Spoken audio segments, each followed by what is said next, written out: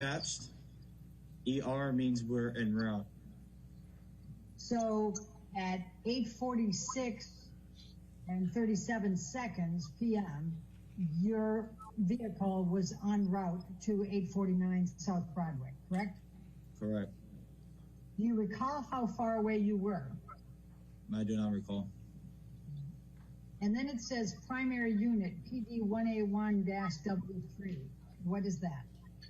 That's my call assignment. So the PD is police department. 1A1 is my car assignment. W3 means I work watch 3. Okay. Then we have at 20:57, which is 8:57 p.m., that is AS. What does that mean? At scene. Like we're there. All right. So you arrived at the scene at 8:57 p.m., correct? Correct. What did you do then?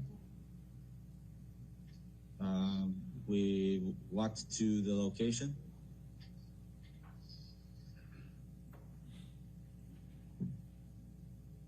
Do you recall anything that you did before you went up to the penthouse? We walked in and met with security who showed us where the elevator was. Did you do anything else? Not that I recall.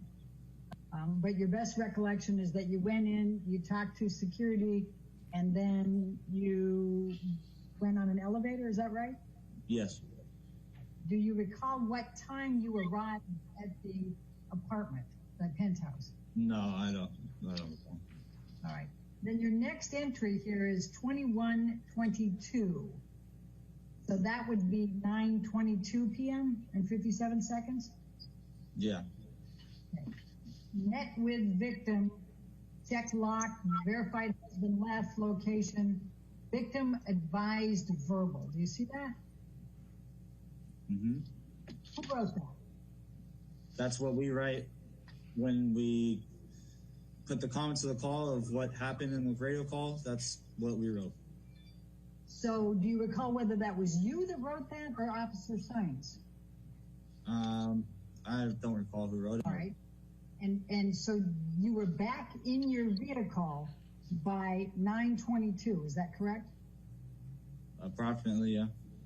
Well, if you wrote this at 9:22, would it be fair to say you were back in your vehicle writing this? Yes. Okay.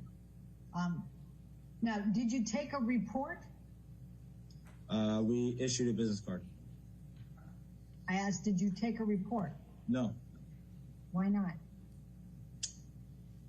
Because the victim didn't request a report, and during our investigation, we didn't reveal that we need to take a report. So who decided to use the words victim advised verbal dispute? Whoever created the comments of the call used the word victim. Whoever gave the comments of the call used the word victim. So I don't know who that was. And I'm even more specifically asking who chose the language advised verbal dispute. It was either my partner or I. I don't recall who. Now, what is the significance of writing down verbal dispute? We're writing what happened, what we believe is happening, and what our investigation revealed. But you were not present at any time when Ms. Heard discussed whether there was any type of verbal argument. Is that correct? Was I there? Yes. Was I speaking to her? No. Was there any discussion of verbal argument in your presence when you were up in the penthouse investigating? Not that I recall. You did not hear Ms. Heard say that it was only a verbal dispute, correct? I did not. Now, I asked you a little earlier if it's a verbal dispute, whether that triggers having to write a report. And you indicated that it does not. Am I accurately characterizing that? Correct. Okay. Now, here, in addition to the victim advised verbal dispute, says and refused to give any further information. You see that? Yes. Question. Okay, so if the victim does not want to press charges and advises that it's a verbal dispute, then that would not trigger you writing a report. Is that your understanding of LAPD policies and procedures on domestic violence at that time? Correct. There were other circumstances that were also within this incident as well. What do you mean by that? During our investigation, we had other reasons to believe that this was true. I'm sorry, during your investigation, you had other reasons to believe what was true? That it was a verbal dispute. And what did you have during your investigation that created in your mind evidence that it was only a verbal dispute? After discussing the investigation with my partner at the scene, the Ms. Heard refused any medical treatment and had no visible injuries. There was no sign of struggle, and the victim, or correction, the witness that was there that I spoke with was uncooperative as well. Anything else? At this time, that's all. Okay. Now, you recall seeing that Ms. Heard was in tears and was crying and red-faced. Would you agree? Correct. From a distance. Well, from a distance, Ms. Heard was in tears, crying, and had a red face, correct? Correct. Why did you issue a business card? It's part of our policy. We're supposed to issue a business card, and it shows that we are there and completed an investigation. And if she would like us to come back, we offered that assistance that we can come back at another time if she feels like she needs us to come back. Did you take any notes at all? Notes of what? Notes during the time that you were investigating this call? No. Did you take any notes after you got back down to your car about the call? No. Did you take any pictures? No. Did you record anything? No. Would it be fair to say that on 5/21/2016 at 9:22 p.m., you and your training officer, Science, considered this incident closed? I said, yes, that is correct. At that time, we pressed enter and the call went off my screen, meaning it was completed. Did you ever have anything come up on your screen again relating to this incident that evening? Not that I recall. All right. At the time that you closed out this incident on your screen at 9:22 on 5/21/2016, did you know that this call involved Johnny Depp? No. Did you, at the time that you closed this out on your screen, did you recognize Amber Heard? No, I had no idea who she was. And is it fair to say that you considered these people to be, quote, just citizens, end of quote? That's correct. Did you have any communications at all with Officer Gatlin or his patrol partner the night of May 21st, 2016? No, not that I recall. So the next thing we're going to go to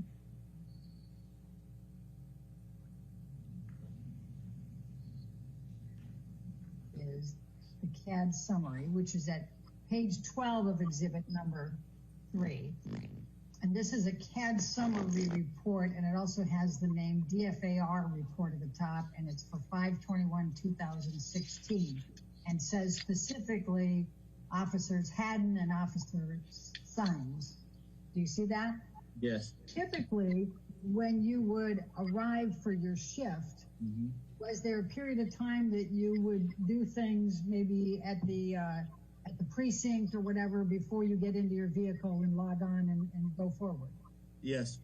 All right. What typically would you do back in 2016?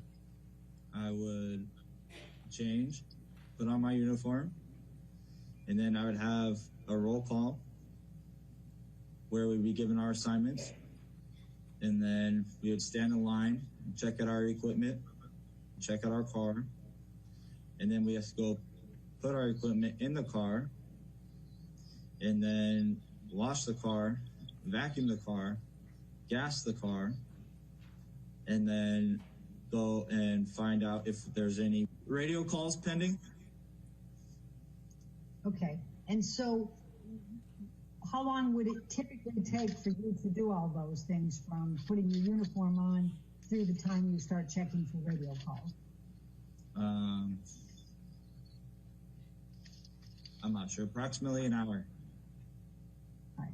How many people, how many police officers, patrol officers were part of that roll call? I don't know the exact number. I would say approximately 30. Okay. And when you said you had to stand in line to check out your equipment, was it all 30 of those patrol officers that would get in line and check out their equipment? Yes, and supervisors. Okay. And what equipment were you checking out that night? A shotgun, a less lethal shotgun, mics for our cameras inside the car, pouches for our mics, batteries for our radios, keys for the cars, taser. I think that's about it right now.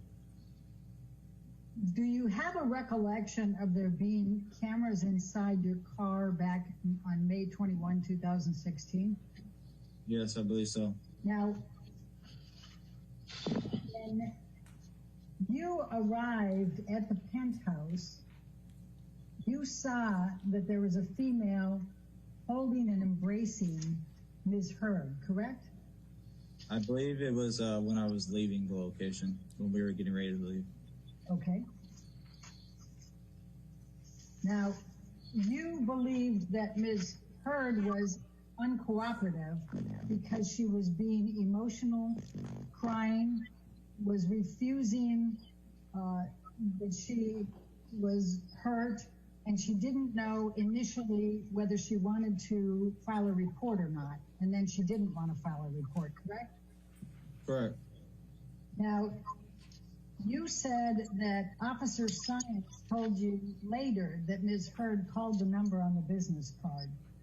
Do you recall when Officer Science told you that Ms. Heard called the number on the card? No, I don't recall. Do you recall approximately how much time you spent at the penthouse speaking with either the male or with Ms. Heard, or looking at the premises that night? I don't recall right now.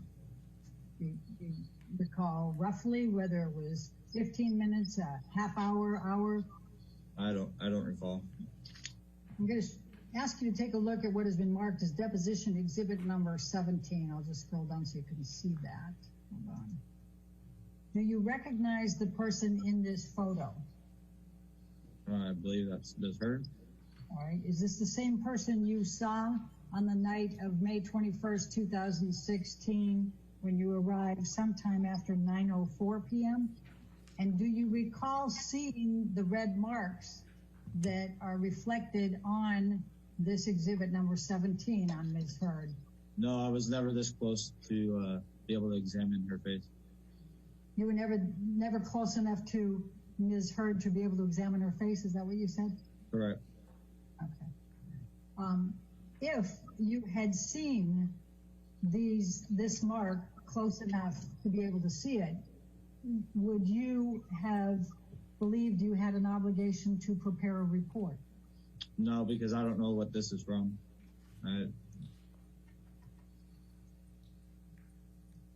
Would you agree it's a red mark on her face?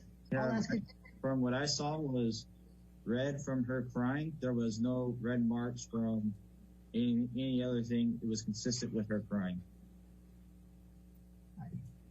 Does this look like a red mark that's from crying? Officer Haddon, would In reviewing this picture, does it appear that there's an injury on Ms. Heard's face in this picture? No. You would say that doesn't evidence an injury? No. Why not? Because I don't see an injury. I'm going to show you what has been marked as deposition exhibit number 18.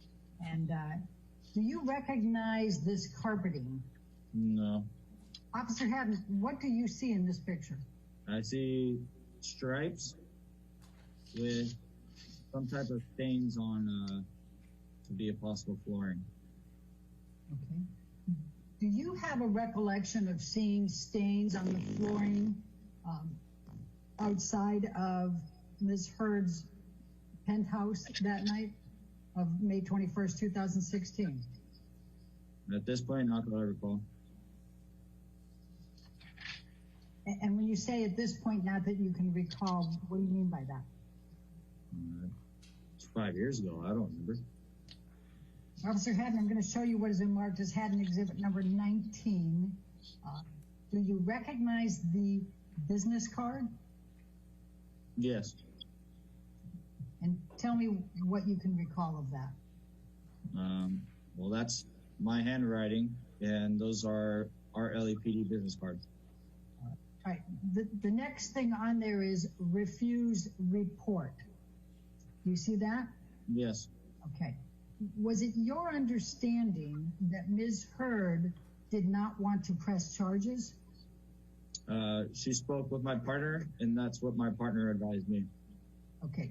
Were you ever in the room when Ms. Heard either, quote, refused report or refused to press charges?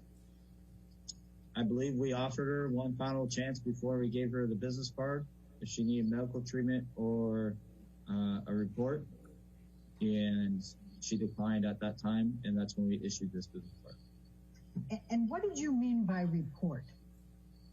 An official investigative report. Is that the victim's choice to write, whether you write an official investigative report? Yes. A citizen can ask for a report for anything, essentially, with LAPD. But do you have an obligation as an LAPD patrol officer to write a report if you see injuries or property damage? If there's evidence of a crime, yes. And when you say if there's evidence of a crime, would injuries and property damage constitute evidence of a crime? If there's evidence of a crime, yes. Okay. Is there something different about what you're saying than what I'm asking? Well, I'm trying to understand when I say if you see evidence of injuries and property damage, is that evidence of a crime in your mind? Yes, if the person didn't do it themselves. I mean, I can damage my own property and it's not a crime. Okay. Did you have any reason to believe that Amber Heard created any injuries to herself or to the property at the time you were there on May 21st, 2016? No, because I don't recall seeing any damaged property or her obtaining any injuries or having visible injuries that I saw. Now, it says, advised can call at later time if changes mind. What, if any, discussion did you have with Officer Symes about what that meant?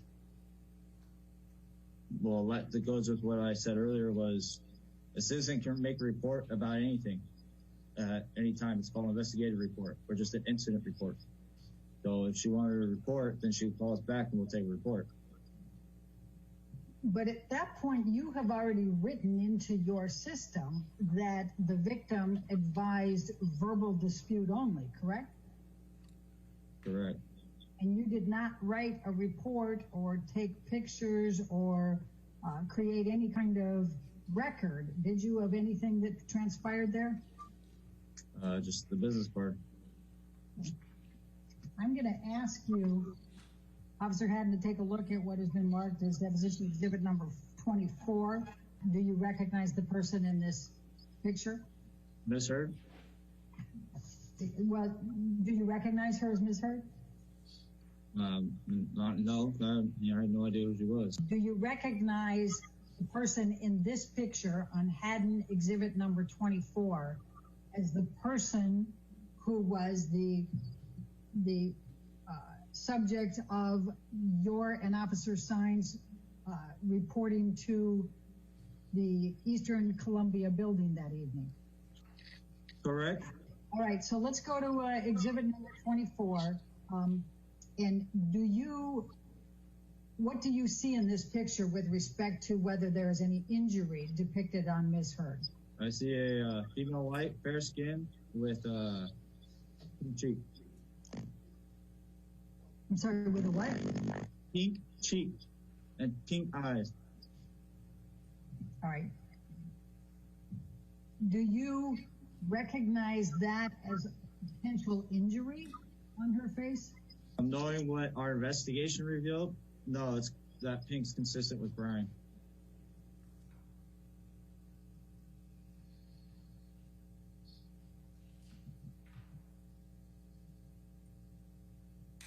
What do you mean by what your investigation revealed? That it was a verbal dispute. And she refused that she had any injury.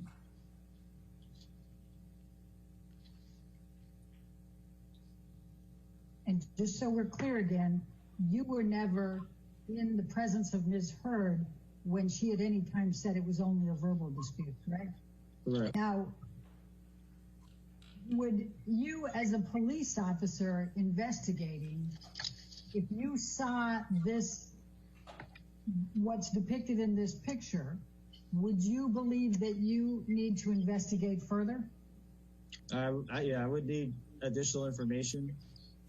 Just because I see a female with pink cheeks and pink eyes doesn't mean that something happened. They should be sad and crying that their dog died. Did you engage in any further investigation? No, the only investigation I did was part of speaking with my partner and then speaking with the witness. With the witness, the next door neighbor. And what did you discuss with the witness, the next door neighbor? I tried to obtain information of what occurred. What did you ask? Who, what, when, where, why. And what did he say? I don't remember his exact words, but he wasn't very coming with the information. I had very vague information as far as what he was telling me. What do you specifically recall the witness telling you? I don't recall. You don't recall at all? I don't recall specific words or sentences. Do you recall the witness taking you around and showing you property damage in the penthouse? No, I recall my partner and I doing a protective sweep, and that's it.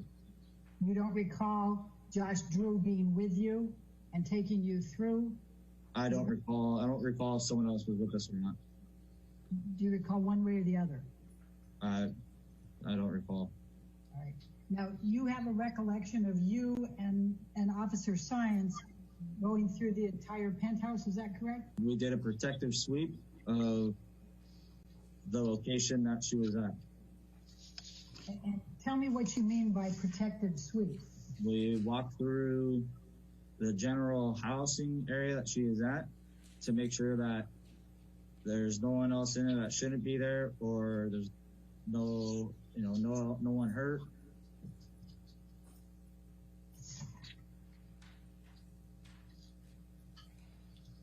Do you recall how many rooms you went through? No, I don't.